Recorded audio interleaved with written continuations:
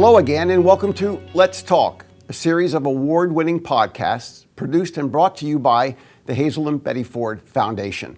We focus on topics from treatment and prevention to research and aftercare and everything in between. And today we are talking about children's program here at the Betty Ford Center. My name is William Moyers, and I am the host of our program here today. Joining me is Cynthia Galaviz-Olivas. Welcome, Cynthia. Thank you. You are the supervisor of the children's program here at the Betty Ford Center. That is correct. Tell me about your personal passion for the subject of children and addiction.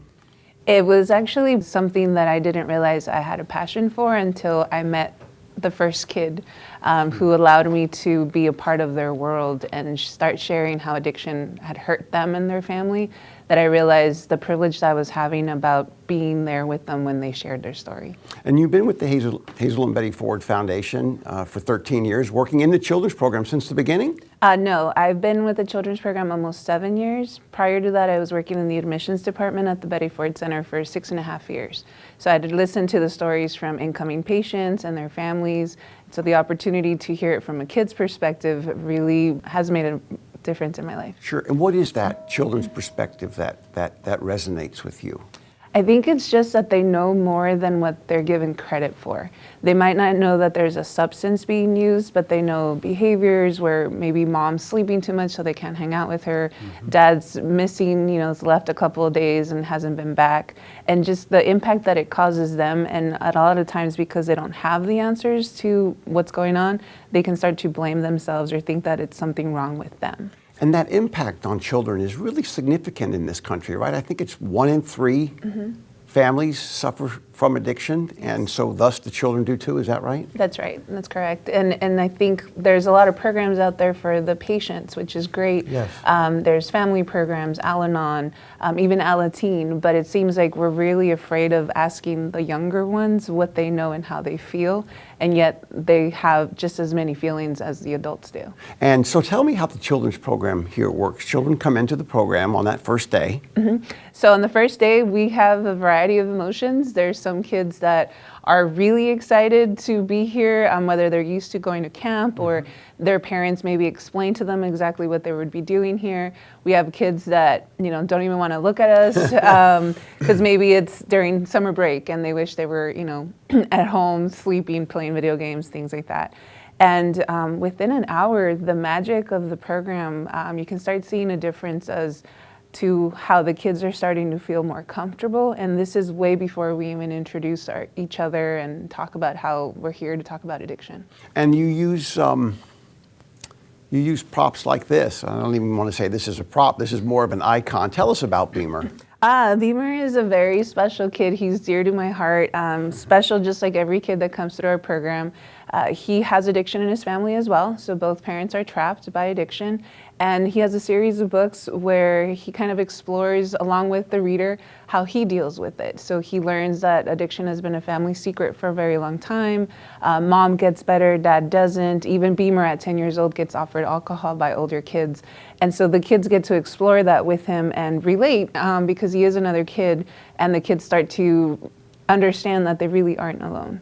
What about the children, though, that are more significantly or adversely impacted, or who come here and they aren't certain what to do, and they have a nice warm person like you to talk to, and they've got a character like Beamer, but they're still not coming out of their shell? What do you do to bring them into the process and bring them into the group? I think the magical part of the program is because we balance our program between fun activities, whether it's hide and seek tag, going to the pool, watching a fun movie, and what we call sharing or learning activities. So the kids really get to get in tune with that inner kid, and obviously they're kids, so it's sometimes a little easier for them, but then they see the grown-ups get in tune with that as well. And so it helps them understand that, I've had addiction in my family and I'm okay and I'm helping other kids. And so it kind of brings a comfort to them to know, here's some adults that are freely talking to us, and more importantly, they're listening to my story and not correcting the facts, not, letting us know that our feelings do matter. And what are some of the stories that you hear when you talk to these children? Most of the stories revolve truly around just loving their parent. regardless of what the parent has gone through, whether they've seen the parent or not. It's just this unconditional love for that person and the hope that, that they get better soon. And so although, they're sad or sometimes angry about what's happened because of addiction, there's still that underlying love for that person. And yet at the same time, that child can love that parent who's struggled with addiction, but that child also is told here in the children's program that they need to take care of themselves. Talk to us about some of the coping skills that you empower children with. Yeah, so I would say we teach them in a very subtle way. We talk about how, to let out your feelings, you can talk about it, you can draw, or you can write. And the self-care also comes through the play that I mentioned, as far as going to the pool, playing hide and seek tag, just hanging out with friends that have the same problem in the family without necessarily having to keep talking about it. And that's that connection to other kids, and like I said, to the counselors as well. What about the children whose parent is still struggling, or worse, what about a child who's lost a parent to this illness?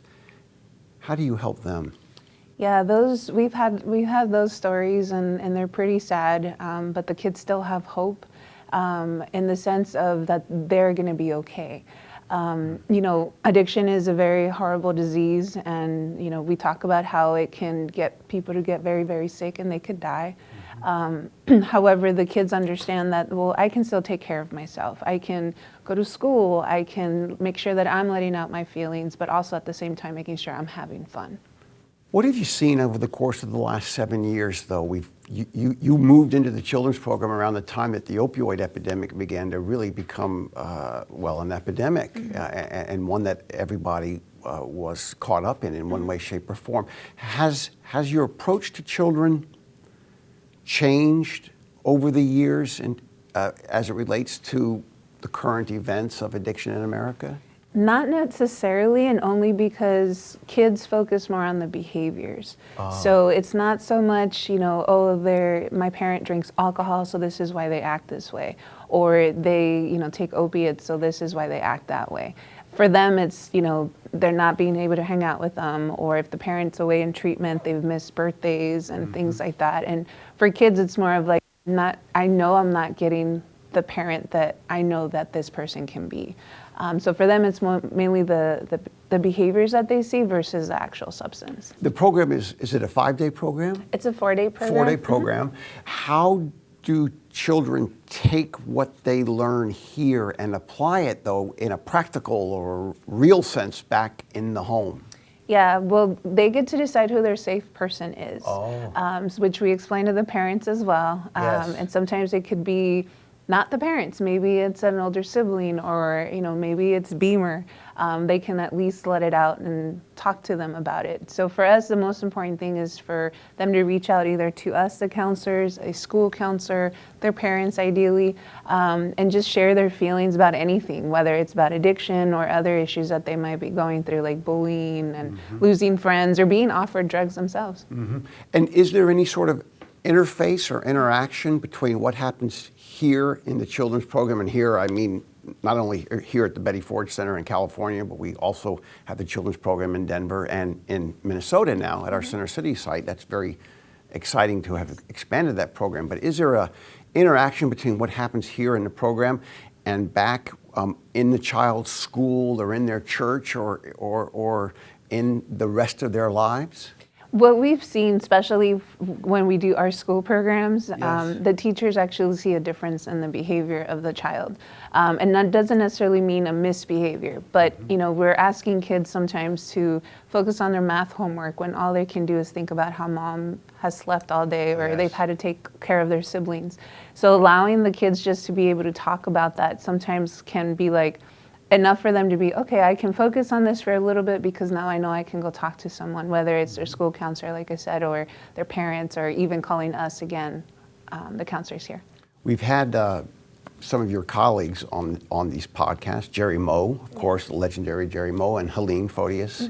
And we were talking about it in one of those other podcasts, the fact that these podcasts, these Let's Talk podcasts are available online. And we know that children are also online, and we also know that children are rather innovative online. And we know that some of them are going to be searching through their search engine on their computer or phone for more information because they've got something going on in their own families with addiction. And they're going to come across this podcast. They're going to come across you and Beamer. Yeah.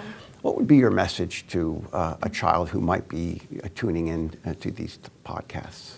The biggest message I would want a child to hear would be that they're not alone. There is a world of us, and I say us because, again, I had addiction in my family, that we are here to listen to their story because their story is special, and that it's not their fault. Whatever's going on at home with their parents, it's not their fault. And most of all, that their number one job is to be a kid and have fun.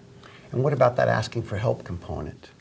They can, call us themselves. I've had kids who their parents have mentioned coming through the program, and the kids have different questions than the parents. And so I've talked to kids, and usually it's what's going to be for lunch, what movie are we going to watch, what kind of cookies will we get, and we're here to answer any question because all questions are important, especially when they come from kids. And it's a serious topic, but it's a kid-friendly environment in terms of how we approach this difficult issue with children and put them on their own roads to recovery. Exactly. They get to meet our superhero TNR, which stands for Treatment and Recovery, and they get to hang out with the superhero anytime that they let out their feelings. And anybody who talks about their feelings, regardless of it's about addiction or other issues, that's their treatment and recovery. Well, thank you so much for taking the time today to share your personal passion and your incredible professional expertise. I know you are a beacon of hope for people and families who are struggling with this issue, and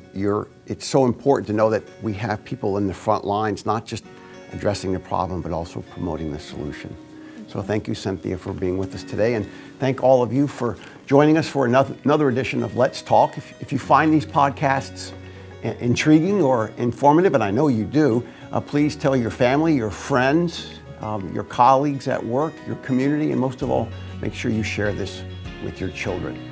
On behalf of all of us here at Hazel and Betty Ford, thanks for joining us for another edition of Let's Talk. We'll see you again soon.